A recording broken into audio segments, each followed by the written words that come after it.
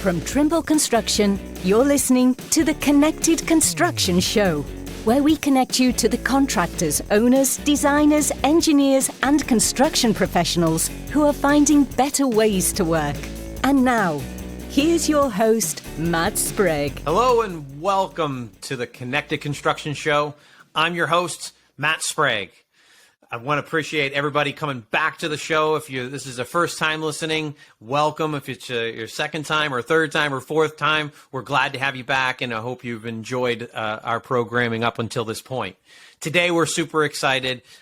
We have our guest, Albert Momo, and our co-host, Lisa Ruggeri, here today. The topic is diversity, equity, and inclusion within the construction industry. So to get started, I'm going to introduce, or rather let Lisa introduce herself, because I'm sure I won't do it justice. Thanks, Matt. Hi, Lisa Ruggeri. I run our e-builder within our construction sector, professional services organization, and really responsible for onboarding new customers, providing professional services into our existing customer base, as well as responsible for learning and development and some other key areas in our professional services organization. I also am a part of Trimble's DEI Global Council and part of Trimble Women's Network as a co-executive sponsor. So that's who I am and what I do during the day. Thank you, Lisa. Thanks for joining us today. As I mentioned, Sure. Our guest is Albert Momo, who is the Vice President and Executive Director for Emerging Markets and Funded Projects, also at Trimble. So, Albert, that's an impressive and interesting job title. So tell us a little bit more about your background and the work you do, and about yourself. Yeah, thank you, Matt, and thank you so much for having me. And of course, thank you, Lisa, to be here and to co-host this show. I'm leading a team called Emerging Market and Funded Projects at Trimble. So what the team does is we're looking after opportunities for the entire company in the emerging market. And what we call emerging markets are countries that are in Latin America, or the whole of Africa, part of Europe, and the large part of Asia.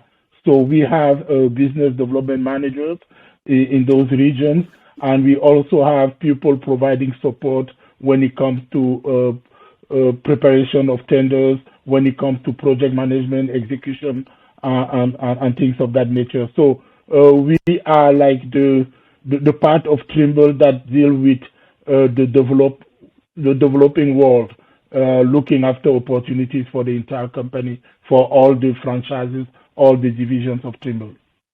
And my background is I'm an engineer.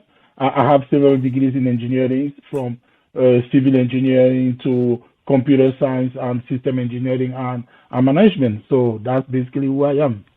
And Lisa, I know you've got a handful of questions for him, so I'll let you take over.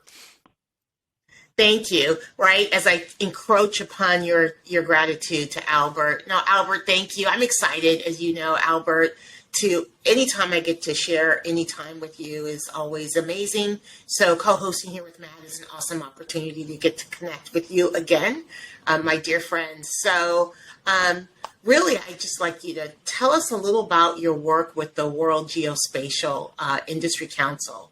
You know, what are some of your top goals as a DEI committee member?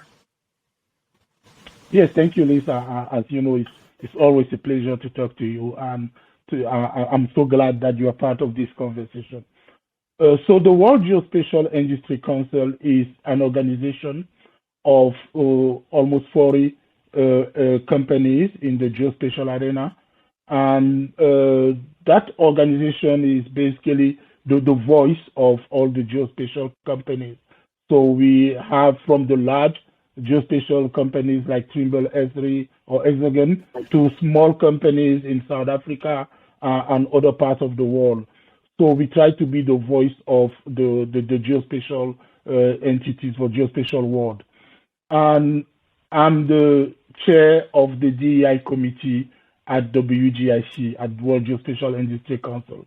And my role as the chair of the committee and the role of all the committee members is to push a DEI agenda. So we went from noticing the lack of diversity in the geospatial arena, in the geospatial sector. And we say, as an industry organization, as the leading industry organization, what can we do about it? So we said, since almost every organization individually that is part of WGIC is having a DEI program, a DEI policy, what can we share as different organizations, and what can we push as an organization that will group all those companies? And we started by putting together a white paper on DEI in the geospatial sector. And as you can imagine, such a white paper is very simple. We lack diversity, being diversity based on race, being diversity based on gender, being diversity based on economic situation, and other elements. And the second topic is it really important to have DEI? Is it really important to elevate DEI to a topic of importance? And the white paper answer yes. And there are so many reasons. I hope we're going to explore some of them. There are so many reasons why DEI should be a concern for everyone in the geospatial and the construction sector. No, thank you, Albert. That's great to hear. And I have other questions, and I hope we can get back to, some additional information about, on this white paper, how did, the committee describe why, diversity, equity, and inclusion is so important. Just some of those reasons that really, was the catalyst for you to form this committee, and how are you communicating that, I guess, via the white paper? Is it okay if I can react quickly to what Lisa just said? I want you to react as much as you want to react, Albert. Okay, so in the wake of what happened in 2020, where for the first time, I would say in the corporate world, the topic of diversity was raised to a level where almost every single company has to take a stance on diversity, on DEI, and on racial discrimination. One thing that we noticed was in the geospatial arena, we said a lot of things, but when you were seeing what we were doing, I've been to so many geospatial events. I've been, and some of them remotely, some of them in person. You don't have to be a genius to notice the lack of diversity, right? I mentioned the diversity of race. I mentioned the diversity of gender. I mentioned the diversity of national origin of the people that are around the table discussing stuff, but also a diversity that will represent the economic situation, either of people, of companies, of countries. So there are so many places where we feel like there is something missing. I'm glad that when we start that conversation within WGIC, I will say unanimously, everybody was like, "Yeah, you're right. We think we can do better. We should do better."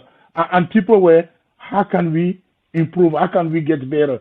And just by acknowledging that there is an issue, is already half of the solution, right? Because now we can actually sit down and say, what exactly is the problem.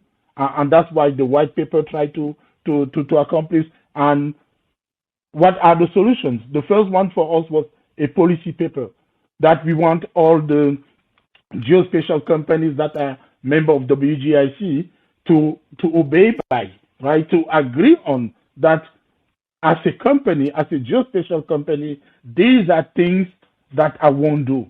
I won't discriminate based on race. I won't discriminate based on gender. I won't discriminate based on sexual orientation. I won't discriminate based on religion. I won't discriminate based on national origin.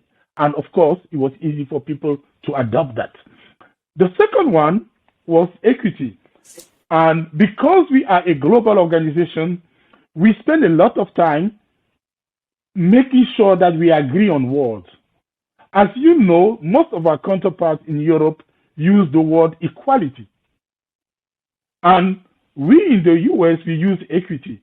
And I think we have good reasons to use equity rather than equality. You know, as a human being, I don't want to fight to tell someone that I'm your equal. It's not even a way to start a conversation. You have to assume that we are equal. But now equity is something else. So it took us like 2 rounds for people to grasp the idea of equity rather than equality. And I'm so pleased that at the end, we were able to convince people that the best word to represent what we are looking after, what we want to accomplish, is equity, right? And then, you know, of course, we want to make sure that we are very inclusive as an organization, as a group, as WGIC. And being inclusive goes more than just people. It's also about organization, because after all, it's an organization that will group companies. So how are we inclusive if we don't have small companies from those poor countries? So what can we do to attract those companies?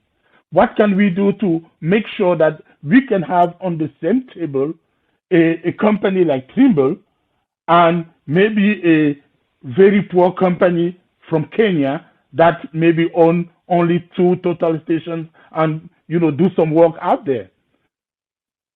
So that was very important for us to make sure that within the organization, the idea of inclusion is something that is embraced by everyone. So those are some of the ideas, some of the thoughts that we have, you know, as part of the DEI conversation at WGIC. You know, thanks, Albert, for that response. I mean, we love talking about, you know, also advancing smart cities, right? And artificial intelligence and the Internet of Things in the construction industry. But what do we often leave out of the conversation, just in terms of providing everyone equal access to resources and opportunities? Yeah, you said very well, Lisa.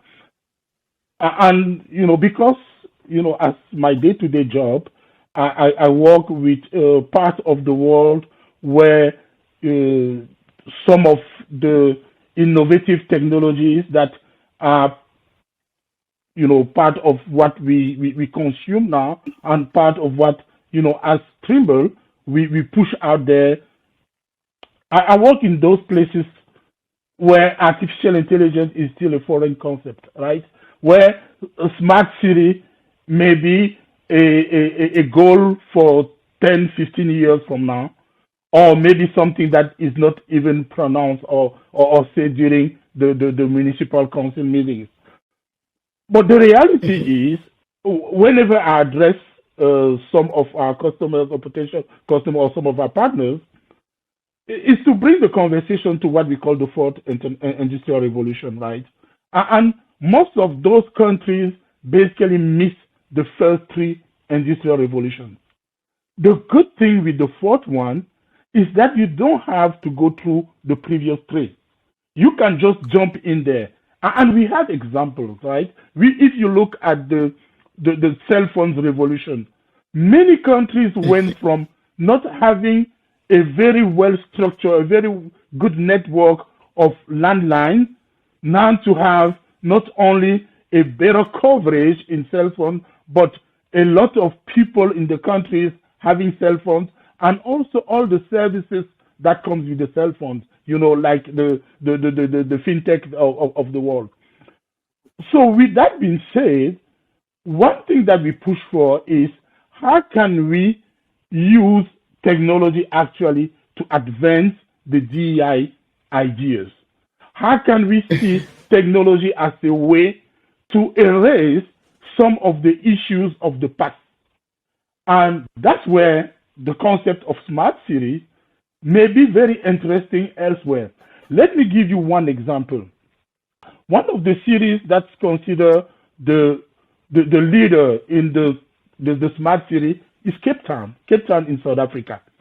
But Cape Town as one of the most important cities in South Africa is also a city that was part of apartheid, right? Where you see all the discriminations happening, where you see, people living in one part of the city and other people living in different part of the city, and the difference is based on the race.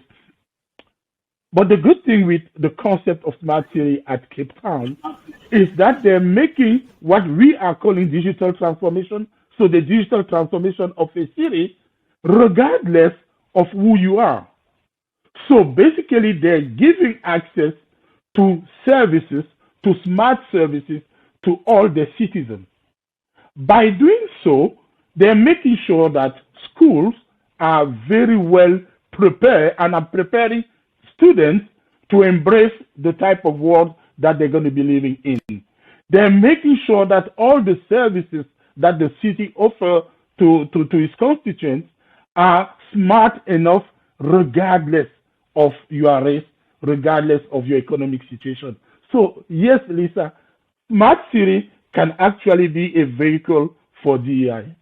So Albert, I'm gonna try to double click down on the construction industry again as it pertains to diversity, equity, and inclusion. So bear with me as I get this question out. But so why is thinking about diversity and inclusion important in the geospatial and the construction sectors? So how can it affect an organization's performance, as an example, or how can it affect the structures, cities, communities that support the daily lives of its citizens?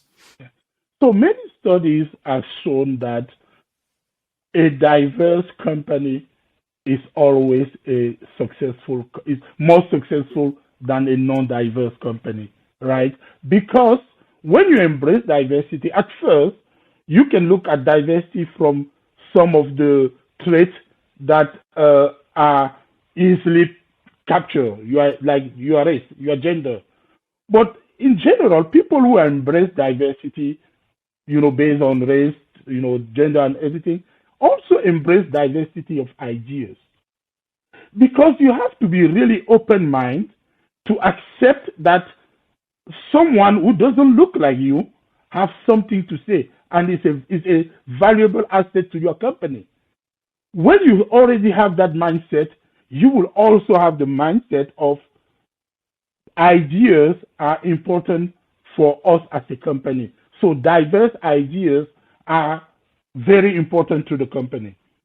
And now, if you go one step further, communities have their own histories, right? They have their own element that factor in the way they interact with others, the way they interact within themselves. So by embracing diversity, you're basically saying, I'm willing to serve all the communities. I'm willing to understand what those communities have. I'm willing to understand what they, how they think in order to offer them the best service for them. So yes, on a pure economical aspect, diversity in geospatial and in construction should lead to more revenue. And more importantly, it should lead to be a better company, to be a better citizen company, and to serve all the communities better. Thank you, Albert. So I guess the question, it's the leading question really based on your response, is do you think can a city be anti-racist? And what does or what would that look like, an anti-racist city? So now it depends. And I'm probably going to contradict myself just trying to answer this question. There is one element of anti-racist that is actually bad, right? And that element is if you define anti-racism as another racism, right? And there is this author from a French author from the Martinique. He passed away a long time ago. His name is Aimé Césaire. So he used to say, "Don't make me the racist that I'm fighting." So if racism is actually become the racist of the racist, it's bad. But if anti-racism is only looked at how can we evolve from racism? How can we have a more integrated universe, a more integrated city in this case? That's actually a good thing. And Cape Town, again, is a good example, right? Cape Town is a good example where they try and they are successfully integrating different communities within the city. They are making sure that they can live a post-apartheid, type of life. So, looking at anti-racism that way, bringing people together, rather than putting them aside or pointing fingers at some people saying you are racist, that's good.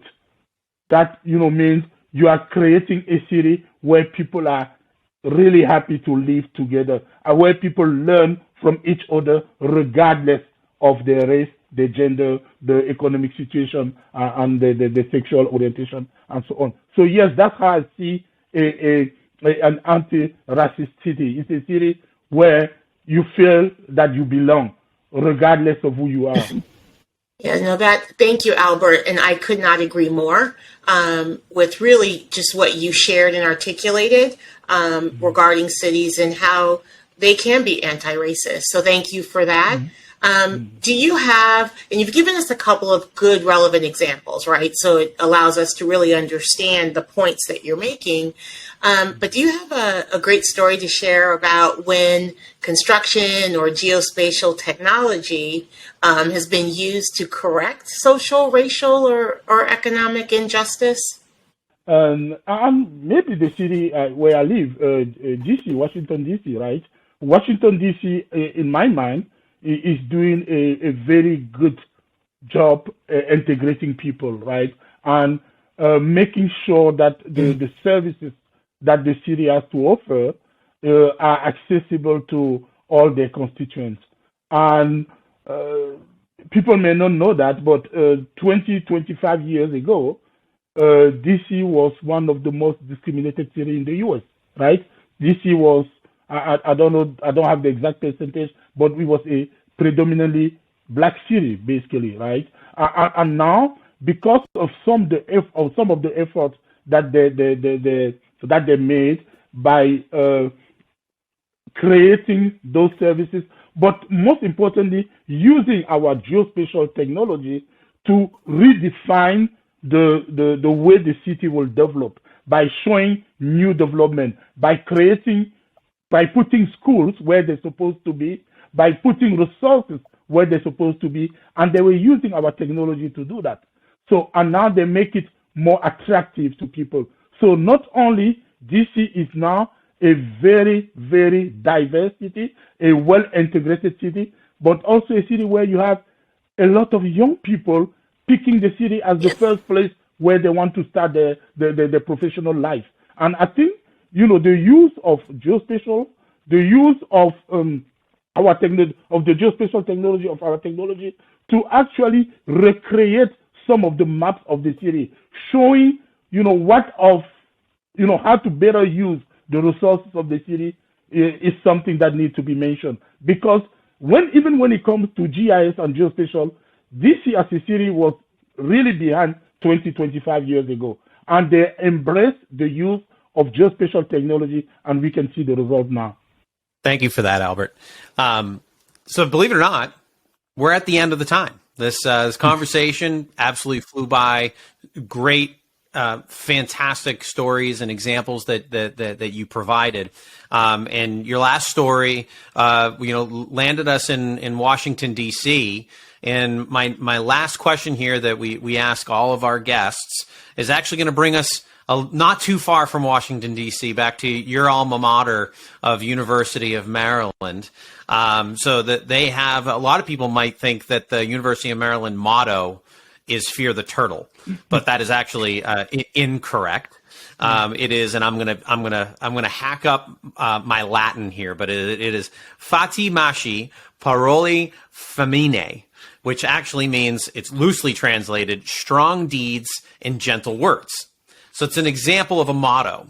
What motto do you live by, or do you find interesting? Do the right thing. That's really my motto. Do the right thing.